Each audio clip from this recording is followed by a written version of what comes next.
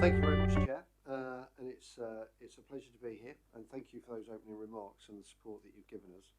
I just wanted to highlight some issues that I provided in my forward, and just to build on some of those and expand on a few additional pieces of information since I wrote that forward. Obviously, we've had, as you've alluded to, the extremely welcome news of what appears to be a return of the executive. This board, the PSNI, stakeholders, the Secretary of State, the Department of Justice, the government in Westminster are well aware of my position with regards to funding for the PSNI. Yesterday I wrote to the Secretary of State. I shared that letter with a number of key stakeholders, welcoming the recent developments, but highlighting again the position that this organisation faces with regards to funding. In my forward, I do reflect on the consequences if we do not get the funding that we need with regards to officer numbers, and also, and as this board is aware, my determination to pay the pay award for the police officers and staff for the PSNI. Indeed, with that regard, I'm exploring the legal opportunities that might be available to me. I'm very conscious that courts have always been nervous about making judgments with regards to allocations of spend with regards to public services, but I have statutory duties within the organisation to keep people safe, to safeguard vulnerable groups, as well as an accounting officer function, and that prospect is one that I had not put to one side with regards to making sure that these issues were effectively discussed in a format where proper and more informed decisions could be made around funding for the PSNI. That's against the backdrop, which I've mentioned to this board before, of in the last 12 years, health receiving a budget increase of 70%, education 45%, and justice 3%, of which obviously policing is a considerable part. The decision previously to stop recruitment is one that I well understand. In the current financial envelope, it was inevitable that at some point such a decision had to be made. I have taken the decision, which is in the forward, that we will recommence recruitment in April. There is an affordability issue, but I don't think we can afford not to recruit. I will not allow the organisation to fall below 6,358 officers. We are, as you know, working to ensure that every part of the organisation is leaned and provides the sort of policing that the board require and the people of Northern Ireland deserve, and the PSNI officers and staff want to deliver. So that's I think, significant and welcome turning point for the service. The recruitment of itself will provide a bounce, an injection of positivity to the organisation, and will certainly help morale. One thing I have mentioned previously is that the list of what we have to do only ever gets bigger. Nothing comes off the list in policing.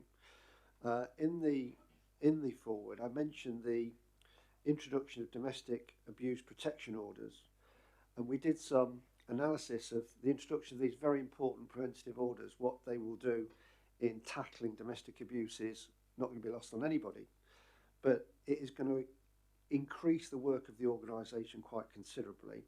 We've got additional projected costs of £8.5 million. It will lead to more arrests. It will lead to inspectors doing a significant number of applications, we think in the region of 8,000 at court. And I just mentioned that as an example of the additional core business that statutorily we have to do. For me, policing is about protecting people and fighting crime. If, in the backdrop of the welcome developments recently, and hopefully the likelihood of improved funding for the PSNI, but we will continue to do the work led by Ryan Henderson, Assistant Chief Constable, to understand what we are doing that isn't within those core aims that we have of protecting people and fighting crime, to understand what we can do, what we can stop doing, so that we can carry on with our core functions. I was obviously delighted by yesterday's report with regards to tackling paramilitarism, and again, it's not just me making it known publicly and privately around the funding position that this organisation is in.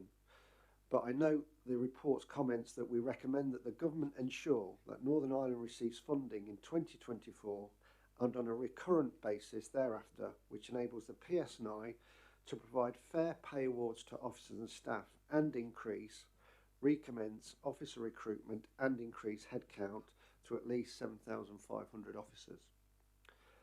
When I wrote to the Secretary of State yesterday, I explained on the current analysis that police forces use in England and Wales of 3.88 officers per 1,000 population. We should be in the region of 7,400 officers.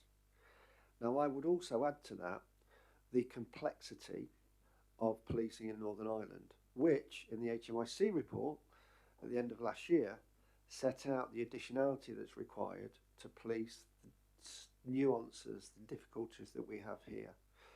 We are now doing some work to build on that calculation, and I would expect our headcount that we required to deliver the services that you would want us to deliver to be probably closer to 8,000 police officers. And if you look at the numbers we've got and the delivery that we are providing, it is absolutely outstanding, but it cannot be sustained. And that again was outlined in the HMIC report at the end of last year. So there's plenty of reports and signposts, as well as me hopefully advocating in a sensible way the position we're in. And the reason I mention this again before this meeting is I'm obviously aware that discussions will now be happening about how budgets are allocated, and I want to make sure that this organisation is at the forefront of people's thinking. In simple terms, the more I visit officers, and there is a correlation with our sickness and our numbers, because as you go down in numbers and your demand increases, that does affect sickness. That is a well-known, that's a well-known factor. But many officers are saying that they simply can't afford to be part of the PSNI, officers and staff. We have around about 600 people leaving the organisation each year. Around about 350 of those are police officers. The recruitment that we're going to do is seeking to retain the headcount that we're currently at. So the recruitment will effectively keep us the headcount we've got, but we need to increase that headcount. Okay.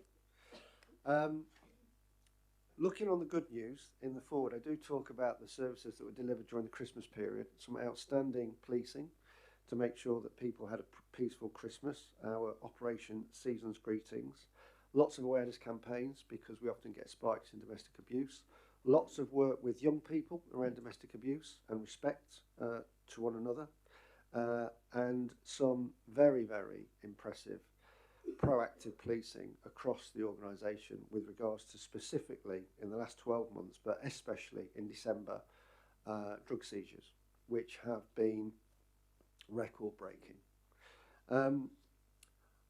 I will say I was immensely proud that we had 3 police officers and members of police staff recognised in the King's New Year's Honours, and I think that's testament to the work that goes on unseen by the men and women of the PSNI. I'm delighted to say that tomorrow we have the first in a number of long service and good conduct ceremony events to celebrate the decades of public service that our men and women are giving. Unfortunately, we've not had any of those events for some time, but we are recommencing them and catching up with those awards that we've not given previously. There are a number of other award ceremonies to recognise and celebrate and thank our staff for what they do that are now scheduled for the next 12 months as well, which we will be inviting the board to. You may have seen since the last meeting, since the last board meeting, it's been reported that I went to visit the Caldry family following the coroner's report into the tragic deaths of Michael and Maureen in May 2017. I have to say the Caldry family are a remarkable family, what they are doing to raise awareness around mental health and to ensure that Health Trust, the PSNI, and all agencies work in a better and more cohesive way to recognise and understand the measures that need to be taken around mental health need to be recognised and celebrated.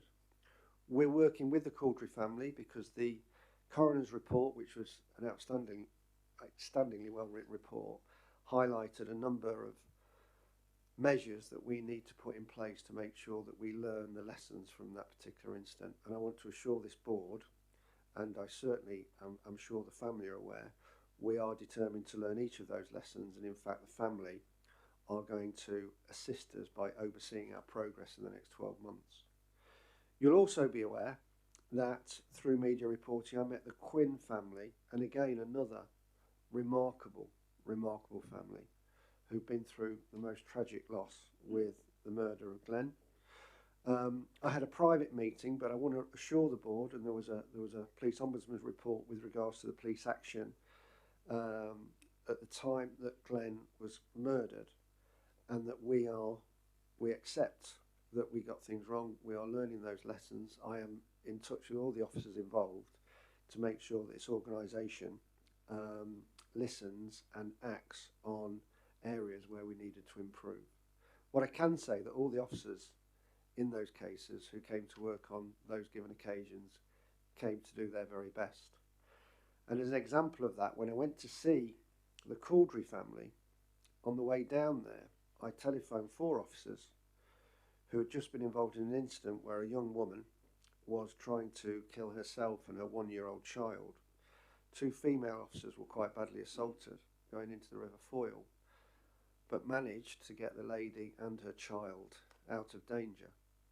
Now, the reality of policing is, if that lady or her child had died, we would have faced an inquest asking questions about how we reacted. These really are difficult decisions and, complex issues. And of course, I will say, we are the police service, we're not mental health experts. We are training, we are learning, we are listening, but we are not mental health experts. And that particular set of circumstances for that young lady was a mental health crisis. Overall, what I will say, looking at the HMIC report from the end of last year, looking at the delivery of this organisation with the numbers we've got, conscious of what I've just talked about with regards to the challenges, Northern Ireland remains one of the safest places to live in Great Britain. Now, I think that's due to a lot of community factors, the way communities work together, but also it's an indictment of the work of the men and women of the PSNI.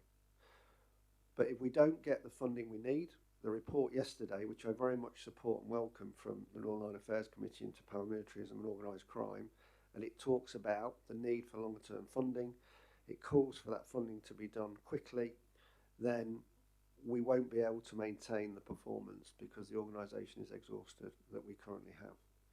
So we need to sort these issues out, and the officers and staff need to be paid their pay award, as do other public sector workers. And I know that plea will be heard beyond this board, and I know this board supports that position, for which I'm grateful. So at that point I will pause and welcome any questions.